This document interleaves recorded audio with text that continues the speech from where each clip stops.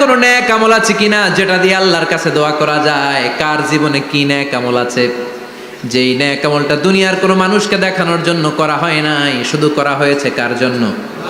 এরকম কোন নেক আমল থাকলে দোয়া করা শুরু করো, এছাড়া আমাদের বাঁচার কোনো উপায় নাই।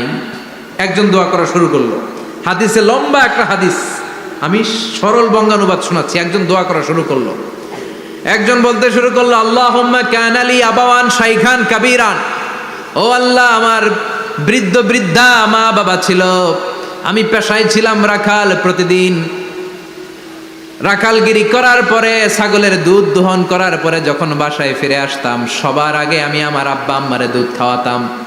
আব্বা আম্মাকে দুধ খাওয়ানোর পরে আমার সন্তানদের মুখে, আমার স্ত্রীদের মুখে আমি দুধ তুলে দিতাম। একদিন আমার আসতে দেরি হয়ে গেল, এসে দেখি আব্বা আম্মা ঘুমিয়ে গেছে। দুধের বাটি নিয়ে আমি আব্বা আম্মার মাথার সামনে দাঁড়িয়ে রইলাম। মনে মনে ভাবলাম, আব্বা আম্মা যখন ঘুম থেকে জাগবে, আব্বা আম্মারে আগে আমি দুধ খাওয়াবো, তারপরে ছেলে মেয়েরে খাওয়াবো, স্ত্রীদেরকে খাওয়াবো। দাঁড়িয়ে রইলাম, আমার ছেলে মেয়েরা এসে আমার কাছে বললো, আব্বা খাবার দাও, আমি দেই নাই।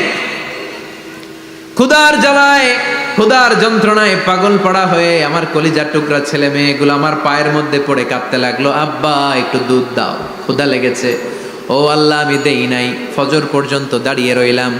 ফজরের সময় যখন আব্বা আম্মা ঘুম থেকে উঠলেন, সবার আগে আব্বা আম্মারে দুধ খাওয়ালাম, তারপরে ছেলে মেয়েদের মুখে তুলে দিলাম।